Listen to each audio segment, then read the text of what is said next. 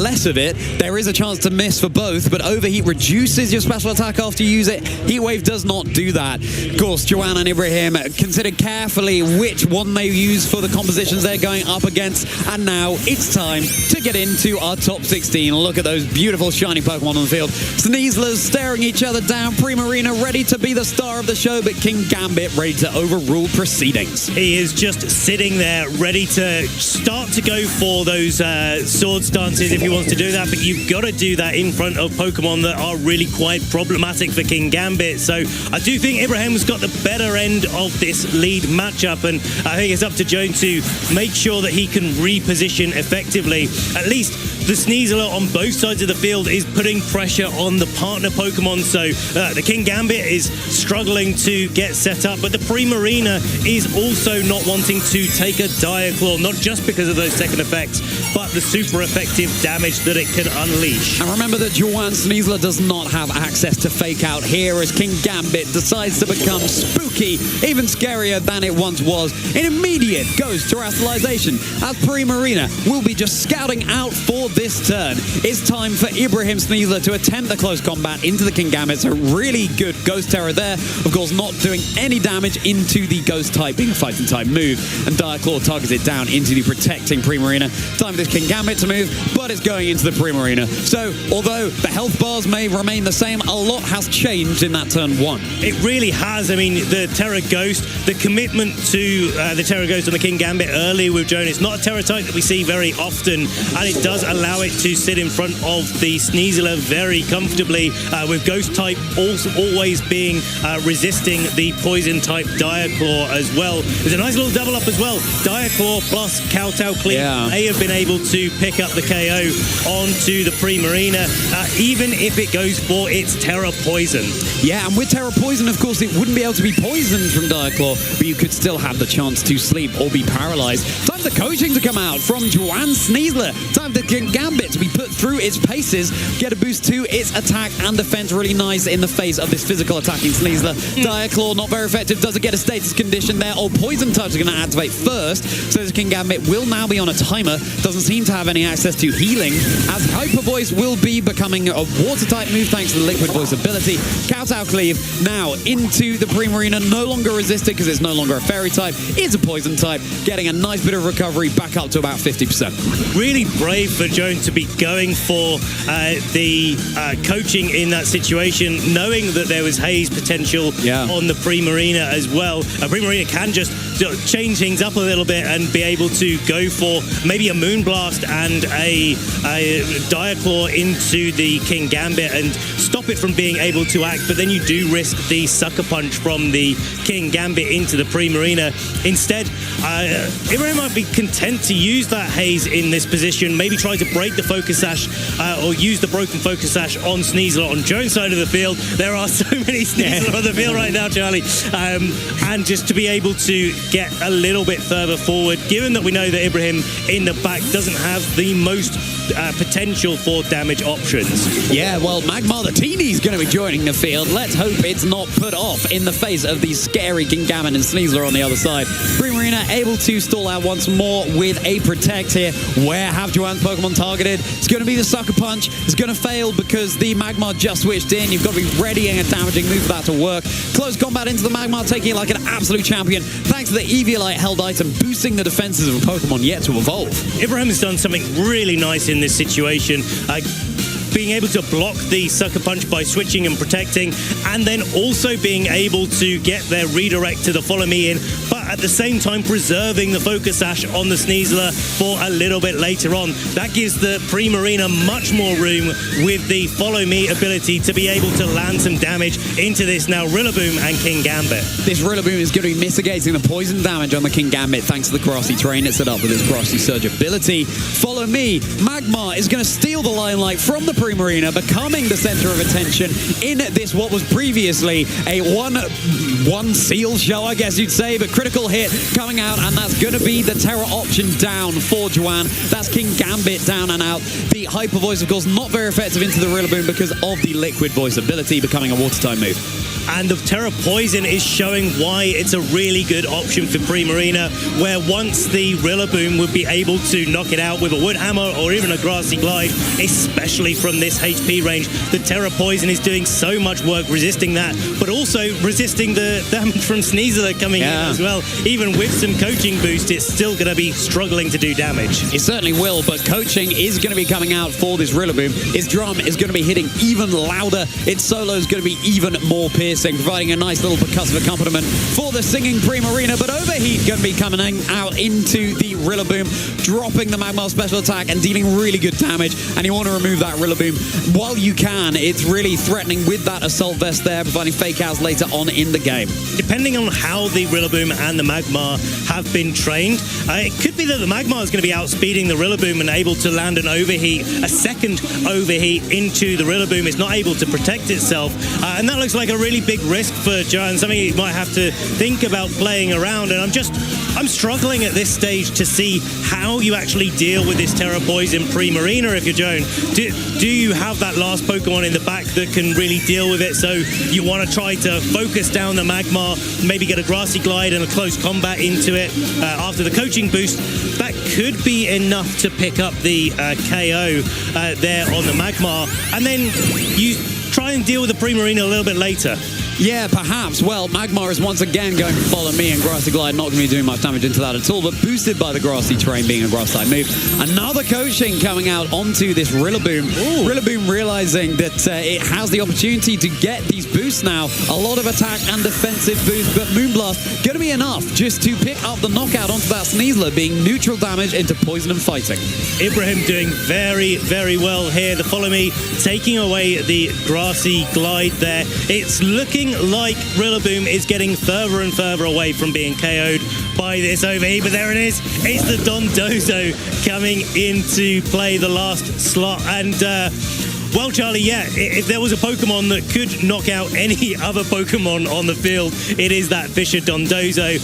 Very unlikely to be hitting the amount of times that it needs to, but because Primarina is Terra Poison, now that opens up the liquidation, in fact, on the Dondozo to be able to do some damage, and it doesn't have that recoil to worry about. Yeah, it's really nice having that liquidation there. We saw a Dondozo yesterday nearly KO itself on stream, or it did KO itself on stream thanks to all of that recoil damage from the Wave Crash, but the burn on the Dondozo is going to be mitigating its damage from physical moves, but that big boosted Wood Hammer is enough to remove this Primarina from the field totally. So huge coaching coming out from the Sneasler on one side. What a Wood Hammer. That's definitely something that you don't really want to be taking every day of the week, but you can see how good that Will-O-Wisp was. The burn mitigation, the Eviolite on the Magmar, just compounding the defenses of it to be able to survive this turn. Now, even though the Rillaboom has had those boosts, it's been able to do a lot of work. We had the confirmation there, if we didn't before, that the Magmar was indeed faster than the Rillaboom. There is still the Follow Me. Sneasler has its Focus Sash intact. It does have Fake Out support available to it, but because that Rillaboom cannot protect itself, the Dire Claw is a nice, easy target to try and pick off that pesky Rillaboom. Certainly is. Speaking of pesky, what about those status moves that could come out? Grassy Glide now with those boosts. Enough to send the Magmar back to its Pokeball, and now it's going to be the Dire Claw Super Effects onto the Rillaboom, more than enough to claim a KO here. So it's just going to be Dondozo, Big Fish versus Sneasler against whatever Ibrahim has. Waiting in the back, but the Fisher connects on the Ibrahim Sneasler. Oh my goodness, you click it once and it connects, but the Focus Sash is going to be enough for the Sneasler to hang on. Oh my goodness. That is one of the best item choices right there on the Sneasler. And normally it's because of big damaging attacks, not because of Fisher, but we're 1 for 1 here in this top 16 match. And looking at the Rillaboom coming out, that's the perfect Pokemon to try and target down this Dondozo. But if the combination of close combat and Wood Hammer isn't enough, I mean, technically, I guess there's a chance that you get the Fisher onto the Rillaboom somehow, and then the leftovers and the grassy terrain recovery is enough. But I mean, this is a real uphill battle for Joan. Yeah, it is an uphill battle. I mean, where there's a fish, there's kind of a way, but you can't connect with two Pokemon at once. Joan realizing that, and so it's going to be Ibrahim beating our #1 seed, going 1 game ahead in this top 16 match in Dortmund. Not just #1 seed overall coming into the top 16, he was #1 seed in day 1 as well. Yeah. So he has been doing so well here in Dortmund. Wow, what a match. I mean, there's a lot to unpack there with how these trainers had approached the game, but it looked like Ibrahim was kind of ahead most of the way through, just being able to, even though Joan created a big problem with that Terra Ghost King Gambit early, I think the Terra Poison on the Primarina did so much work to be able to just sort of sit there turn after turn and chip away and chip away and chip away. Even though Joan was able to get those boosts with coaching onto the Rillaboom, it just wasn't quite enough. Interesting to note that it's Terra Fire on Joan's Dondozo there, so if he did have that up his sleeve in the later game, then that would have been great against the Rillaboom. Not so much, of course, against the Sneasler, though, which would have been neutral damage anyway. But I think you're right, it was, the King Gambit very threatened by fighting-type moves, hence the Ghost-type coming out, but that was the Terra option spent pretty early for Joan. And now, heading into this game too, how are you going to adapt? Are you expecting your opponent to go with the same lead? Are you expecting them to switch it up? I want to see the Dragapult here. Yeah. I want to see that coming out, even if you're not going for okay, I'm going to clarify. I want Joan to bring the Dragapult in this game and try to put pressure on it a little bit earlier that way. Where the King Gambit was under pressure, as you mentioned, in turn 1, that's why he had to spend the Terra so early against the Sneasler. The Dragapult would put some pressure on it, would break a Focus Sash. You could even go for the Phantom Force and try to chip down that Primarina a little bit more, and then just Phantom Force for the KO, and there's not too many ways that Ibrahim can punish that very quickly. Yeah, I guess not. Well, it's time to find out what their game plan is. There it is. There's Dragapult coming out for Joan alongside Magmar. And once again, Sneasler and Primarina for Ibrahim. And that Primarina is in a prime spot to be trying to do a little bit of damage. Of course, it's not going to take too much damage against a Magmar, but the Magmar is going to be able to redirect away the Fairy-type attacks that Dragapult really doesn't want to have to deal with. And of course, with the fact that Primarina is a Fairy type, if the Dragapult does go for the Dragon Darts on this turn, they would target both into the Sneasler, picking up a one-hit knockout. As it is, though, Sneasler just going for the Protect, as is Magmar. So Phantom Force actually coming out. Really nice play from Joan here. We'll have to see on the next turn where that Dragapult targeted, as the Primarina is left alone to go for its wonderful solo on the field. Not that it will be doing anything here with the Magmar keeping itself safe. We'll be appreciating it here behind the desk, won't we? But yeah, Phantom Force, a great target there, and I would be very shocked if that wasn't into the Primarina slot. So Ibrahim is going to need to kind of figure out if the Primarina is able to take that. There's no helping hand on the Magmar on Joan's side of the field, so there's no sort of extra damage that it can do, but you can just redirect away the Moonblast. Yeah, okay, you might have to take a Liquid Voice, Hyper Voice onto the Magmar, but you're kind of okay doing that. Yeah, you are, and speaking of okay, it's just going to be the Poison coming out from Diaclaw onto the Magmar. Probably the one you want to see in this situation, but it was in fact the Sneasler being brought down to its Focus Sash here. So clever targeting by Joan. Sneasler hanging on with just 1 HP, but the Heat Wave going to be a double connect and enough to pick up the Sneasler. Well, Sneasler going down there is definitely a benefit for Joan if that King Gambit is in the back. Of course, predicting that there will be the Follow Me, and Ibrahim sort of leaning into that play, going for the Hyper Voice. So Joan realizing that actually with the Follow Me support in play, you've actually got a little bit of time. You don't have to necessarily go for the Phantom Force into the Primarina early doors. Take out some of the support, and then you can focus down the Primarina a little bit later while it's not incentivized to go for a Moonblast. Right, exactly. And speaking of Moonblast, it's such a nice move, or such a nice pairing that Joan has to deal with that, as you were saying there, Ben, because Follow Me from the Magmar, being a Fire-type Pokemon, it's not very effective, a Fairy-type move into that, whereas it's super effective onto Dragapult. So the ideal redirection here, but then, of course, you've got to face the Water-type Hyper Voice that's super effective against the Magmar. Now Magmar coming in for Ibrahim is going to cause some other problems with that Dragapult, with the Follow Me. I think Ibrahim's leaning into this and predicting that that Dragapult is going to be leaving the field this turn. It doesn't have to deal with a Phantom Force or redirect it later as the Rillaboom is coming in. And of course, maybe predicting that the Magmar is going to go for a Follow Me and not attacking, but it's not going for a Follow Me. A Dragapult is disappearing. Taunt coming out onto that Assault Vest. Rillaboom not going to be able to impact it whatsoever.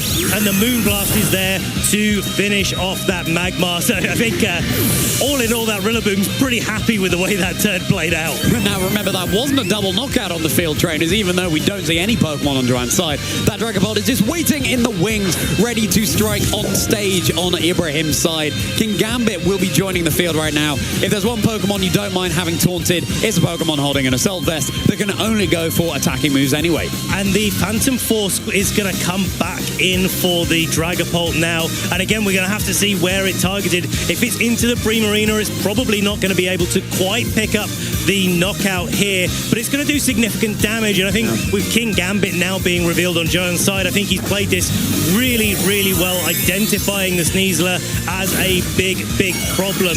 And now using the Terra Ghost onto the King Gambit to avoid a fake out from Ibrahim. It's going to be able to act this turn. King Gambit and Dragapult ready to celebrate Halloween. Both ghost types on the field here in Masters Top 16. Fake out, of course, not going to do anything. Being a normal type move into a ghost type. There's Sucker Punch. Good for a little bit of chip. Is it Phantom Force into Primarina? Yes, it is. Is it enough? Yes, it is. Primarina is down for Ibrahim. Just down to the Magmar and the Rillaboom. What a choice of moves there from that King Gambit. The Sucker Punch doing that little bit of chip damage that Joan needed to be able to pick up the knockout from the Dragapult. Phantom Force landing into it, getting the KO, reducing all of the options that Ibrahim has remaining. But there is that Magmar. It's going to be coming out onto the field. Rillaboom's going to get a little bit more opportunity to do some damage.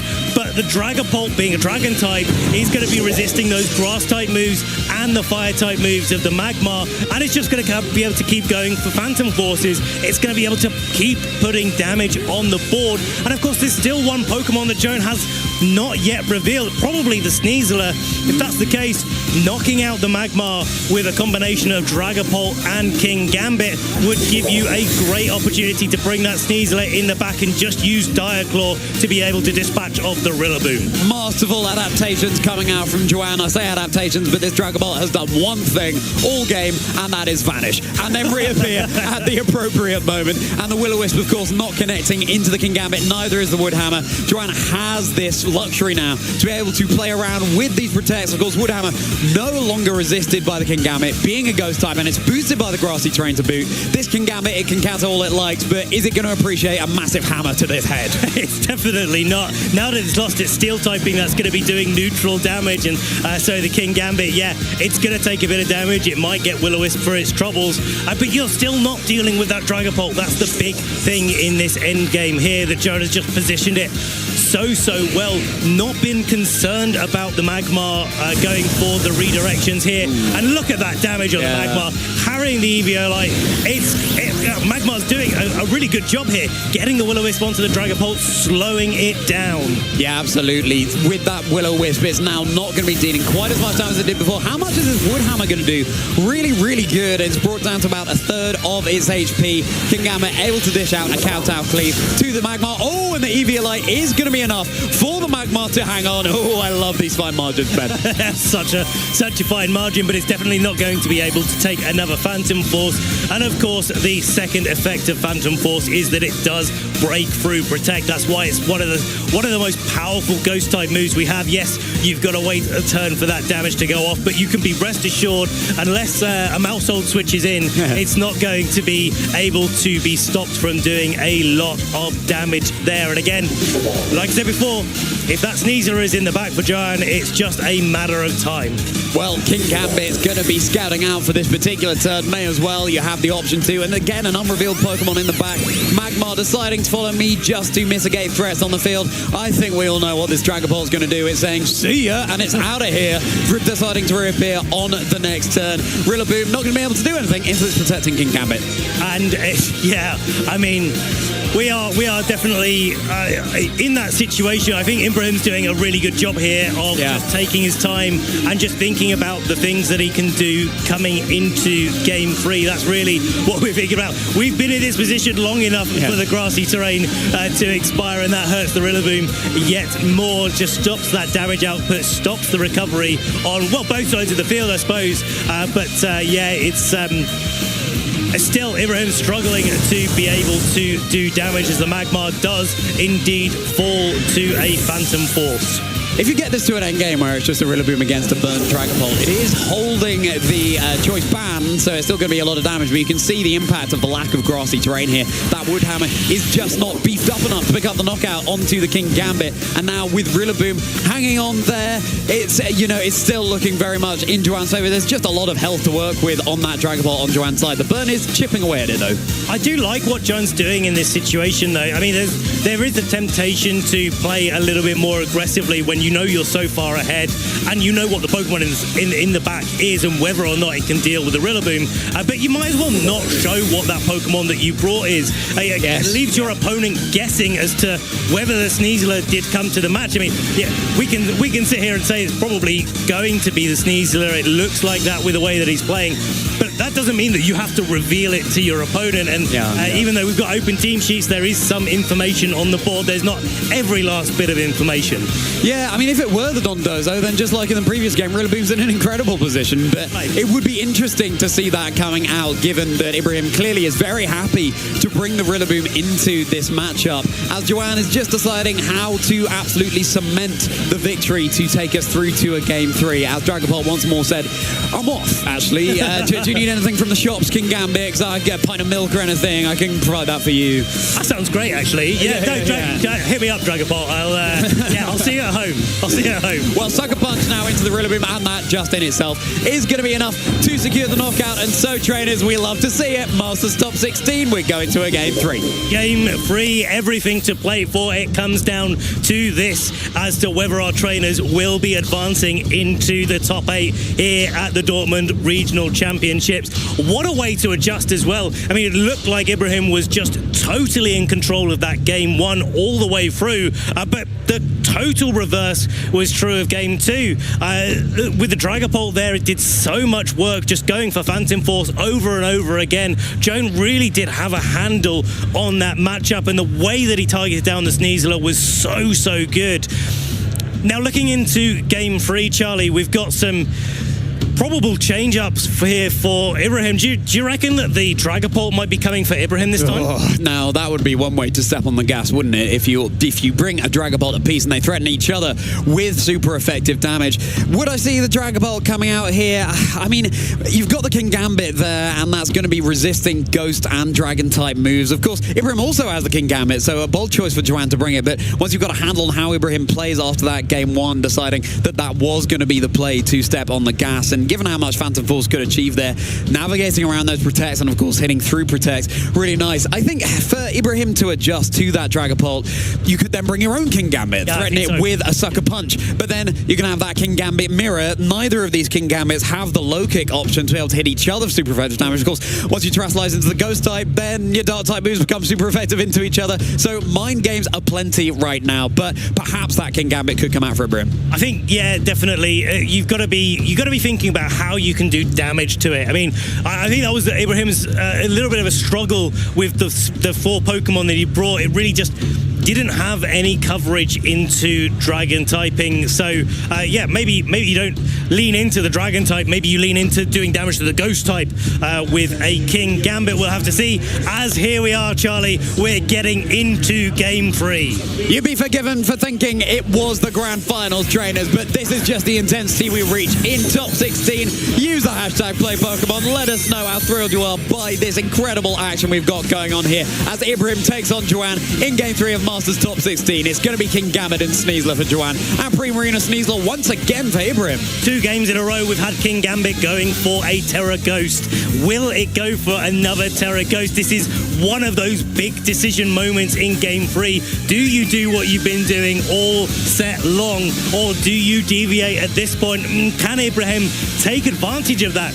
does just a close combat into the King Gambit pick up a knockout straight away. There's no terror. There's no terror, so if it's targeted down, then that would be absolutely massive. There is a protect, though, from the King Gambit. So Joan, once again, just scouting out, but we're going to see the fake out that was connecting down into the Sneasler on Joan's side of the field, leaving the Primarina free to get off a Moonblast, targeting down into the Sneasler. Now, of course, if that were, to go into the King Gambit, and you were to get a cheeky special attack drop onto the King Gambit, then that would activate the Define ability, giving it a +2 to its attack. So wise targeting there from Ibrahim. And interesting to see Joan not leading the Dragapult here that worked so well for him in Game 2. Just expecting an adjustment perhaps from Ibrahim. The targeting of the Sneasler in that situation from Ibrahim does kind of set us up for maybe there is that King Gambit adjustment in the back. If your opponent, if Joan leads the Dragapult, you're still in an okay situation with Sneasler and the Primarina, but you can just switch into King Gambit and kind of react to it more after the fact than try to prepare for it straight away, and then you get to prepare for the other Pokemon as well. But there is that Terra Ghost from the King Gambit coming out in Game 3. Really interesting. Let's hope this Terra Ghost King Gambit is the play here after losing Game 1 in the game where Joan terrored his King Gambit before, as Primarina just scouting out. Diaclaw was connected down into Primarina. Would have been super effective. Poison into a part Fairy type Pokemon. Close combat. Going to be connecting into the Sneasler, predicting perhaps the Terra Ghost coming out from Joan's own King Gambit. And so now this Sneasler over on Ibrahim's side softened up, taking a Kowtow Cleave. Not enough to bring it down to its Focus Sash. Both Sneaslers down to about a third of their health. That's a really good set of targeting there from both of these players. Most notably, we've broken the Focus Sash on both of those Sneaslers. So if it is a speed tie between the two Sneaslers, it's down to who goes first. And it's going to be Ibrahim's picking up the KO. Ibrahim's Sneasler is doing the goods here, as Joan's own is going to be returning to its Pokeball. So Ibrahim currently up in terms of Pokemon numbers advantage. Hyper Voice connecting into the King Gambit. Now remember, that counts as a water type move in this situation, being changed by the Liquid Voice ability. That's why it's connecting with the Ghost type King Gambit. Kowtow Cleave just chipping away at this Primarina that caused Joan so many problems in Game 1. And here's Dondozo, very interesting. Ibrahim really standing their ground and knowing that that was the key moment to go for that maybe a little bit of a risky play, but it's paid off so well. No Diaclaw coming out from Joan's Sneasler into the Primarina means that Primarina is sitting nice and healthy, and with the Dondozo coming in, I think we're playing a different game now. What happens if the Fisher... Oh, it's gone to sleep! The Dondozo is gonna have a little nap on the field after that Diaclaw activates its sleep possibility. Goodness gracious me, the King Gambit able to do a little victory dance here and boost its attack sharply. Those Sucker Punches are going to be even more threatening than they were before, but at least on the very turn that you go to sleep, Dondozo being so slow, you do burn that mandatory turn of sleep, so it could just wake up on the very next turn. Every cloud has a silver lining, Charlie. It really does in this situation. But wow, what a turn there for Ibrahim. Just close combat, getting the KO on the Sneasler. Diaclaw getting the sleep on the Dondozo. Now the King Gambit's got itself set up, but Primarina does resist those Sucker Punches with its Fairy typing, and because of the Citrus Berry, if it lands in, it's not going to do too much damage. But now the Dragapult coming in. This is so interesting coming out from Joan, just completely changing up the Pokemon he brings every single game. Diaclaw into the Dragapult. Are we going to see another cheeky status condition? No, we're not, but Moonblast connected down into the King Gambit. Would have been super effective into the Dragapult that just switched in there. So again, really interesting to have the Dragapult lurking in the back this time for Joan. But now that Dragapult has to spend 2 turns trying to knock out that Primarina. Primarina is still in a brilliant position to be able to dispatch of that King Gambit, even though because it resists those Sucker Punches well. There's still 2 Pokemon in the back for Ibrahim. He's not revealed anything. Joan has had to use all of the Pokemon at his disposal to get to this stage of the game. So in terms of the resource management game, Ibrahim is definitely ahead. And those Pokemon in the back, if there's Rillaboom in the back, it's going to be able to do a lot of work against that Dondozo as well. Yeah, even more so if the Dondozo decides to just stay in bed. But Dondozo is going to rejoin the field here. Let's see if it is going to be able to wake up on this turn. Diaclaw once more into Dragapult. The more you use it, the more you might get a status condition. And that's another sleep. Oh my goodness. He's done it again. It is snooze time time for Joan's team right now. As far as they're concerned, it's the middle of the night. They don't mind if they're going to take a moon blast when they're asleep, and here it is. There's one connected down into Dondozo. How can you sleep in a game like this? It's all to play for. It's top 16 at Dortmund. Wake up! Alarm bells are certainly ringing here, and poor Joan is just going to have to hope and pray that these Pokemon are going to be able to wake up sooner rather than later, because right now Ibrahim is running rampant, and it's just going to be the forfeit. It's going to be Ibrahim. You're going through after top 16 in Dortmund.